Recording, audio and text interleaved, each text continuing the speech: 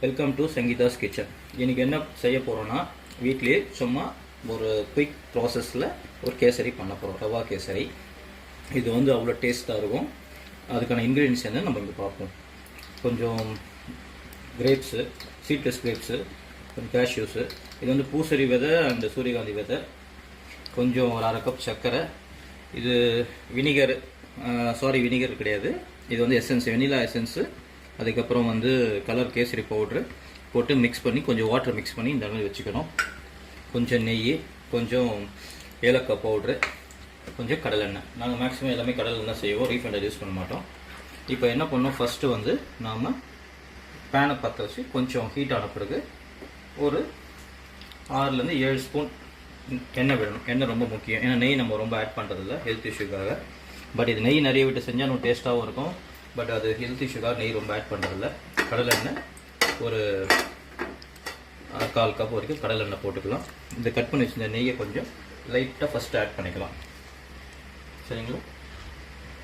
First ப்ராசஸ்க்கு ஒரு offer போதும். இது 10 rupees பேக்கெட் போதும். சும்மா ஒரு 3-4 பேர் வந்து லைட்டாக லஞ்சுக்கு அப்புறம் ஒரு ஸ்வீட் சாப்பிட்ணும், இது மாதிரி சாப்பிடலாம். இதெல்லாம் மீடியம் ஃப்ளேமில் வச்சுக்கணும்.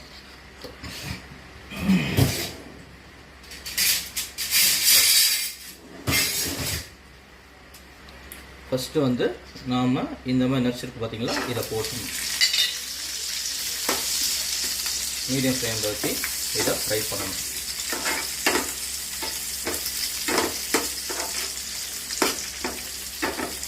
ஏன் ஸ்டார்டிங்கில் கொஞ்சம் நெய் ஆட் பண்ண சொன்னால் அந்த அரோமா ஸ்மெல் வந்து கேசரி ஃபுல்லாக இருக்கும். கடைசியாக கொஞ்சம் ஆட் பண்ணால் அதுவும் நல்லாயிருக்கும்.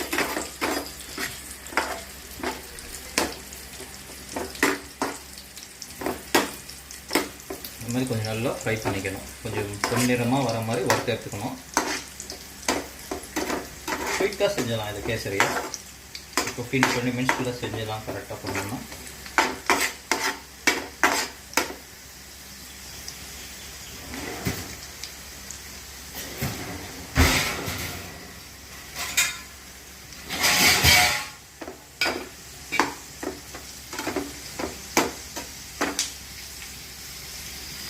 அழகாக வரும். கிரேப்ஸ்லாம் பார்த்தீங்கன்னா அழகாக பல்ஜாகி வரும், நல்லா டேஸ்ட்டாக இருக்கும். போதும். இந்த லெவலுக்கு இதை எடுத்து ஒரு செப்பரேட்டாக தட்டில் வச்சுக்கணும்.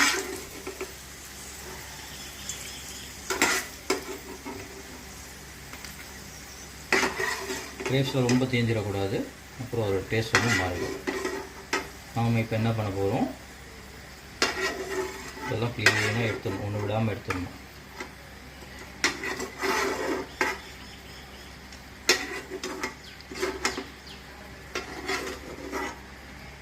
எடுத்துட்டு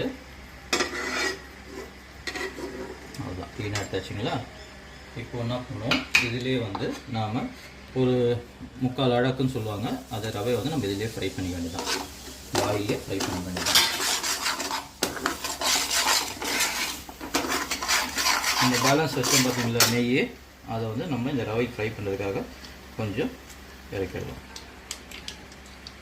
கடைசியில் நெய் ஆட் பண்ணாலும் ஆட் பண்ணிக்கலாம். நெய் வேணுன்றவங்க, வேணான்றவங்க இதோட போதும். நம்ம இந்த ரவையிலே இந்த நெய்யை வந்து நம்ம கொஞ்சம் மீடியமாக ஃப்ரை பண்ணிக்கலாம்.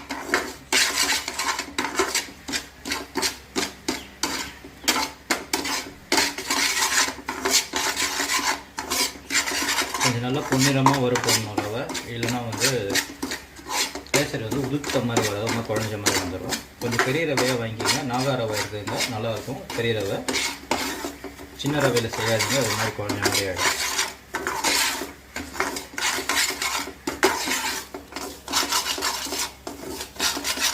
கலரி விட்டு ஒன்று பக்கத்தில் இருந்து நீங்கள் போய் டக்குன்னு போயிடாதீங்க, ரவை தீஞ்சிடும். ரவை தீஞ்சிச்சுன்னா கேசரி டேஸ்ட்டு நல்லா இருக்காது.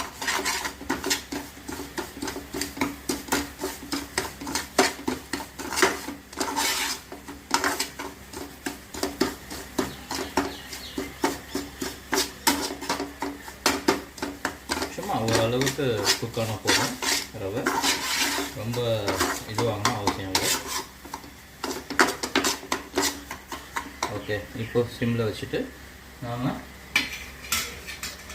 அழகுங்கப்பா நெக்ஸ்ட்டாக பார்த்து நாம் இது 3/4 அழகு போட்டாலிங்களா, இதுக்கு 2.75 அழகு தண்ணி விடணும். 2.75 அழகு தண்ணி விடணும். இதுக்கு முன்னாடி நாம் கொஞ்சம் இதில் சர்க்கரை ஆட் பண்ணிக்கணும். ஒரு அழகு விட்டோம் பார்த்தீங்களா, அந்த ஒரு அழகு தண்ணியில் லைட்டாக விட்டுட்டு சர்க்கரை கொஞ்சம் ஆட் பண்ணிக்கணும்.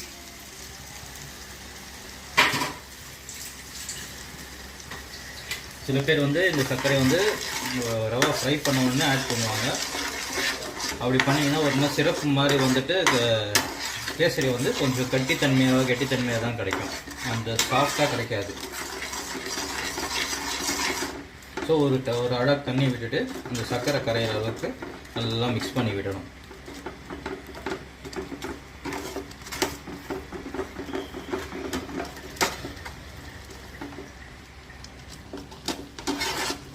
க்ளீனாக மிக்ஸ் பண்ணி விட்டிங்கன்னா சர்க்கரை நல்லா இதோட சேர்ந்து மிக்ஸ் ஆகும். நல்லா மிக்ஸ் பண்ணிகிட்டே இருக்கணும். அப்போ தான் உங்களுக்கு அந்த சாஃப்ட்னஸோடு மெயின்டைன் ஆகும், இல்லைன்னா கட்டியே ஆகும் அது. ஸோ அது வராமல் பார்த்துக்கணும். நம்ம இந்த மாதிரி மிக்ஸ் பண்ணி விட்டுட்டு தென் இது கூட இந்த எசன்ஸ் ஒன்று பார்த்தீங்களா, இந்த எசன்ஸில் வாட்டரு எசன்ஸு இதை தண்ணியில் நல்லா மிக்ஸ் பண்ணிவிட்டு பைனாப்பிள் எசன்ஸு, கலர் பவுட்ரு, கொஞ்சோண்டு வாட்டர் அதையும் சேர்த்து மிக்ஸ் பண்ணி வச்சுக்கணும். உங்களுக்கு எவ்வளோ தேவையோ அதுக்கேற்ற மாதிரி. ரொம்ப கலர்ஃபுல்லாக வேணும்னா கொஞ்சம் அதிகமாக எசன்ஸ் போட்டுக்கலாம், ப்ளஸ் அது கலர் போட்டுக்கலாம். கொஞ்சம் கம்மியாகணும் கம்மியாக போட்டுக்கலாம். இது ரெட்டிஷாகவும் கொண்டு வரலாம், ஆரஞ்சு ஃப்ளவராகவும் கொண்டு வரலாம், நம்ம கையில் தான் இருக்குது. இப்போ பார்த்தீங்கன்னா இது கூட அகைன் ஏற்கனவே ஒன்று ஆட் பண்ணிட்டீங்களா, இது ரெண்டாவது, இது இப்போ ஒரு 3/4 கப், இது மூணாவது. அவ்வளோதான் தண்ணி, இதுக்கு மேலே விடக்கூடாது. இது கொஞ்சம் ஹை ஃப்ளேமில் இப்படி வச்சுக்கணும்.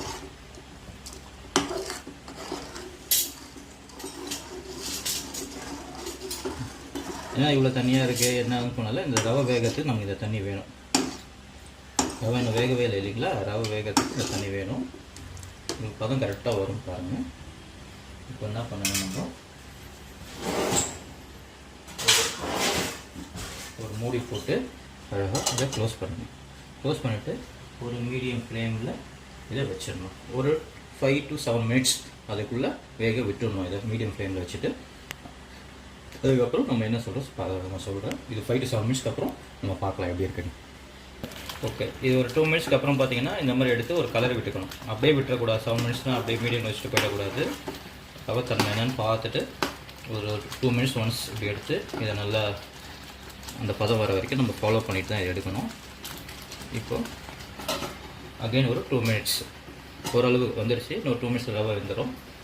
அதுக்கப்புறம் நம்ம அந்த ஃப்ரை பண்ணி வச்சதை தூக்கி மிக்ஸ் பண்ணிக்கலாம். அதில் மிக்ஸ் பண்ணிட்டு நம்ம சர்வ் பண்ணிக்கலாம். கொஞ்சம் வெயிட் பண்ணுங்கள். 2 மினிட்ஸ் கழிச்சு எப்படி இருக்குன்னு நம்ம பார்ப்போம். சரிங்களா?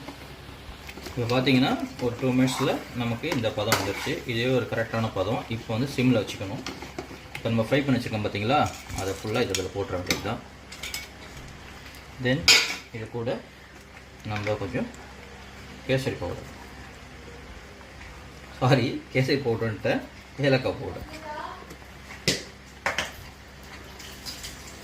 ஏலக்காய் பவுடர் போட்டுட்டு இந்த ஃப்ரை பண்ணி வைக்காத கொஞ்சம் நட்ஸு, கொஞ்சம் லைட்டாக ஃப்ரை பண்ணி வைக்காது இது ரா நட்ஸு, சூரியகாந்தி, பூசணியிலேருந்து எடுக்கிற நட்ஸ், இதெல்லாம் நம்ம உடம்புக்கு அவ்வளோ ஆரோக்கியமானது. இப்போ எல்லாத்தையும் நம்ம ஒன்றா மிக்ஸ் பண்ண வேண்டியது. பாருங்கள் எப்படி கன்சிஸ்டண்ட்டாக எப்படி அழகாக வந்துருக்கு பாருங்கள் கேசரி. நீங்கள் வெளியே போய் வாங்குறத விட வீட்டில் இந்த மாதிரி செஞ்சு சாப்பிட்டீங்கன்னா உங்களுக்கு ஆரோக்கியமாகவும் இருக்கும், பசங்களும் நல்லா விரும்பி சாப்பிடுவாங்க. அவுட் சைட் ஃபுட் மேக்ஸும் நம்ம அவாய்ட் பண்ணிக்கலாம். இதெல்லாம் ஜஸ்ட் ஒரு 10 மினிட்ஸ்க்குள்ளே நம்ம செஞ்சுக்கலாம். எல்லாம் ரெடி பண்ணிட்டோம்னா 10 மினிட்ஸில் செஞ்சு முடிச்சிடலாம். டேஸ்ட்டாக சர்வ் பண்ணலாம். இப்போது முடிஞ்சிச்சு, கேசரி ரெடி. லாஸ்ட்டாக ஒரு ஹை பர்னரில் வச்சு அந்த ஹீட் கன்சிஸ்டன்சி கொஞ்சம் டைலேட் பண்ணிக்கலாம். இந்த பதத்தில் வச்சோன்னா கேசரி சாப்பிட்றதுக்கு எல்லாரும் பிடிக்கும். அந்த கட்டி தன்மை வந்து அவ்வளோ வராது. ஓகே, நான் ஆஃப் பண்ணிட்டேன். முடிஞ்சது. கொஞ்சம் நேரம் ஹீட்டில் அது இருக்கட்டும்.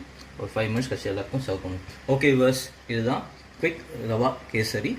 இது hotel pattern, A to B pattern, கல்யாண பேட்டர்ன்லாம் கிடையாது. இது வீட்டு பேட்டர்ன் தான். பட் அவ்வளோ ஹெல்த்தியாகவும் குவாலிட்டியாகவும் சூப்பர்பாகவும் இருக்கும். நல்லா டேஸ்டியாகவும் இருக்கும். கிட்ஸில் நல்லா விரும்பி சாப்பிடுவாங்க. கிட்ஸில் எல்லாருமே விரும்பி சாப்பிடுவாங்க.